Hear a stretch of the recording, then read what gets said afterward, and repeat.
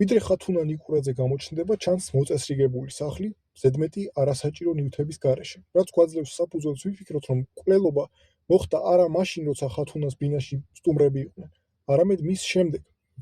ეს იმიტომ, რომ მკვლელობა სტუმრობისას რომ მომხდარიყო, სახლი ცოტათი მაინც არეული იქნებოდა, სულ მცირე დასრული ჭურჭლით, სიგარეტის ნამწვავებით ან არეული სკამებით მაინც. ნაკლებ სავარაუდოა, რომ პაუკამ კვალის დაფარვის მიზნით სახლი მიალაგა და ისე წავიდა. მილაგებული სახლი გამოძიებისთვის სხვა მნიშვნელოვანი ინფორმაციასაც იძლევა. კრიმინალური პროფილირება დანაშაულის ადგილის მტკიცებულებებზე დაყრდნობით მსხვერპლის და დამნაშავის ფსიქოლოგიური მახასიათებლების მოპოვებასაც შეიძლება მოიცოდეს.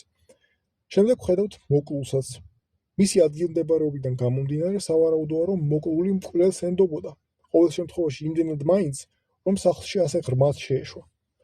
რა თქმა უნდა, მკვლელმა შეიძლება ადამიანი მოკლას და მერე მისი სხეული გადააადგილოს, მაგრამ როგორც შემდეგ ირკვევა, მკვლელი ხათუნას ხშირი სტუმარი იყო და მას ასეთი რამის გაკეთება უბრალოდ არ სჭირდებოდა.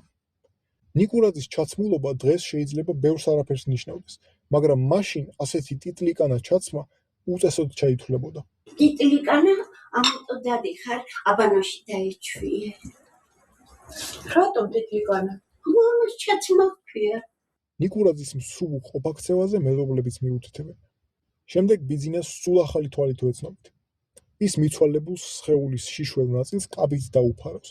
მაშინაც კი, როცა გამოძიებისთვის ამის არანაირი საჭიროება არ არსებობს.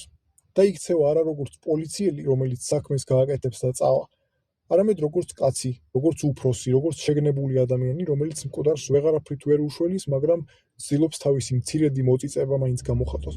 თანაც ამ მოქმედებას ნაზად, შუა და საჩვენებელი თითებით აკეთებს ის, რომ სხეულს არც კი შეეხოს. ასევე იქცევა შემდეგაც, როცა მიცვალებულს სახიდან თმებს გადაუწევს.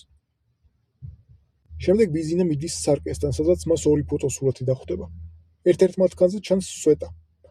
სვეტას თქმით ის და ხათუნა იცნობდნენ ერთმანეთს, მაგრამ თლაც საუკეთესო მეგობრებიც არ უნდა ყოფილიყვნენ. ბოლო პერიოდში მით უმეტეს, ურთიერთობა აღარც კი ჰქონდათ. მიუხედავად ამისა, ხათუნას სვეტასთან გადაღებული სურათი ასეთ გამოსაჩენ ადგილას აქვს ჩამაგრებული.